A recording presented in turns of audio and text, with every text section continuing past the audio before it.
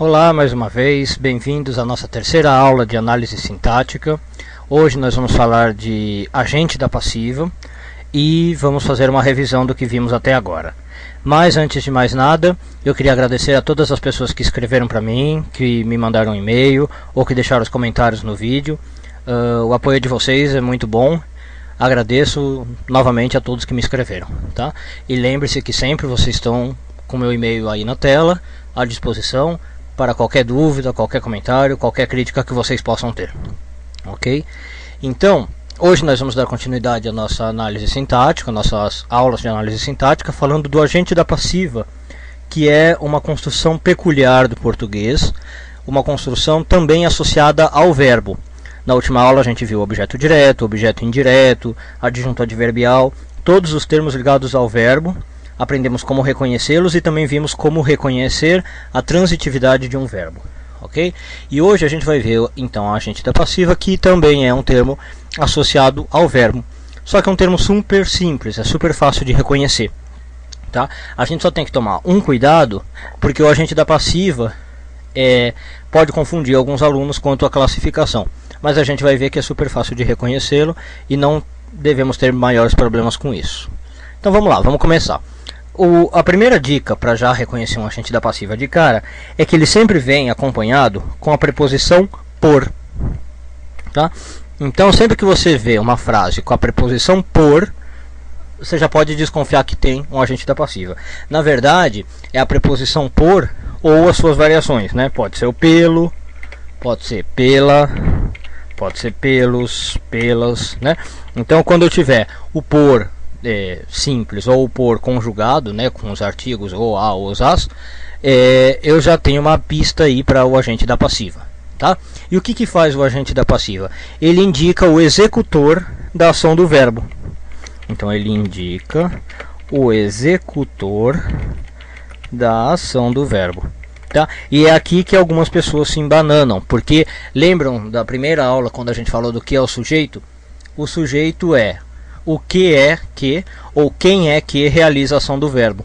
Então a agente da passiva está intrinsecamente ligado ao sujeito, tá? Na verdade, quando eu tenho uma frase na construção passiva, se eu desfaço ela e passo para a construção ativa, o que eu vou ter é o sujeito, tá? Então, na verdade, o agente da passiva é um sujeito construído de outra maneira, tá? Mas vamos lá, daqui a pouco a gente vai ver um exemplo e isso vai ficar mais claro. Bom, e além da preposição por, tá? Eu sempre encontro nas construções com agente da passiva uma locução verbal, tá? Mas não é uma locução de qualquer tipo, não é uma locução verbal de qualquer tipo. É sempre um auxiliar, um verbo auxiliar, com um segundo verbo que vem na forma do particípio. Para aqueles que não lembram o que é a forma do particípio, vou pôr aqui um parentezinho, é aquela forma que termina em ado, edo ou ido para os verbos regulares, né? Então, comido, dormido, andado, estudado, né? Esses são verbos no particípio. Para os verbos irregulares muda um pouco. Por exemplo, pego. Pego é um particípio, né? Ele foi pego, não acaba em ado, edo, ido, mas é um particípio, tá bom? Então vamos ver um exemplo. Olha, se eu ponho aqui uma frase, essa aqui é antiga, mas vamos lá, só para exemplo, né? Lalau foi capturado, ok, pela polícia. Nem precisava maiúscula aí, mas tudo bem. Lalau foi capturado pela Polícia Federal. Então vamos lá, se a gente tivesse uma frase dessa para analisar, olha o que aconteceria. A gente tem tudo que a gente falou do agente da passiva. Vou até separar aqui um pouquinho. Olha, então a gente tem aqui a preposição por, tá? Na verdade conjugada em pela, tá? Temos uma locução verbal aqui, ó, foi capturado. De auxiliar foi com particípio ado, capturado, tá? E aí o nosso agente da passiva seria quem executou a ação do verbo. Essa é a chave agora. Então quem é que executou a ação do verbo? O verbo é capturar, né? Quem executou essa ação de capturar foi a Polícia Federal, não foi Lalau. Ok? Lalau foi capturado pela Polícia Federal, então em Polícia Federal a gente teria um agente da passiva, ok? E aí o Lalau seria sujeito mesmo. Mas se eu passasse aqui na linha de cima essa frase para a voz ativa, eu vou abreviar aqui, tá? A Polícia Federal capturou Lalau. Olha como ocorre essa mudança agora. É aquilo que eu falei. O que era agente da passiva, a Polícia Federal, vira sujeito na voz ativa.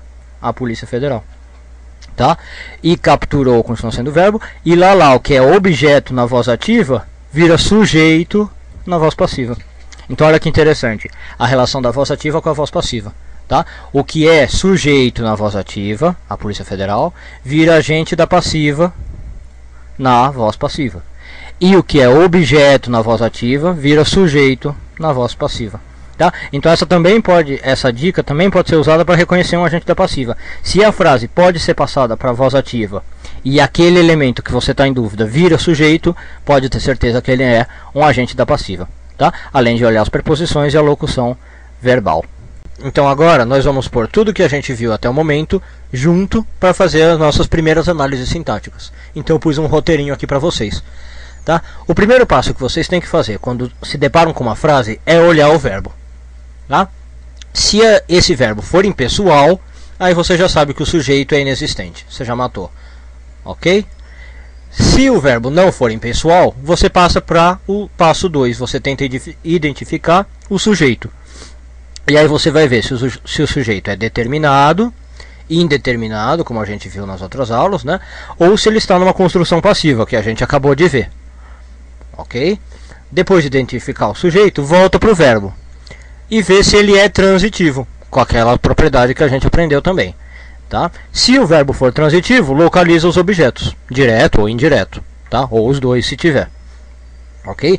Se o verbo não for transitivo, beleza. Aí você passa para o passo 4 e vê se existe uma locução verbal da passiva.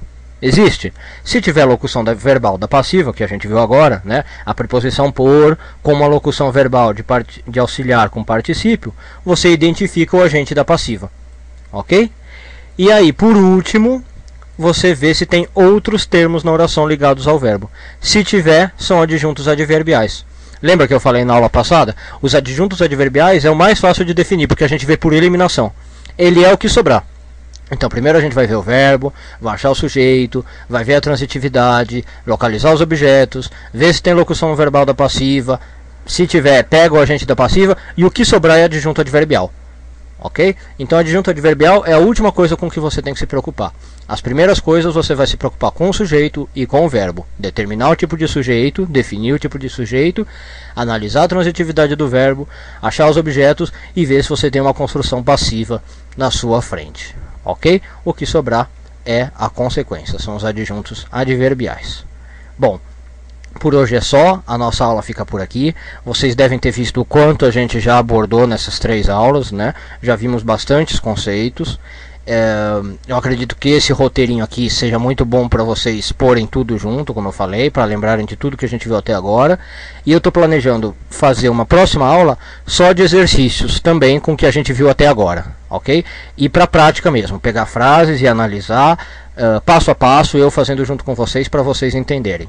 Então acredito que o próximo vídeo seja disso. A gente vai praticar um pouco com o que a gente viu até agora, usando esse roteirinho aqui. Ok?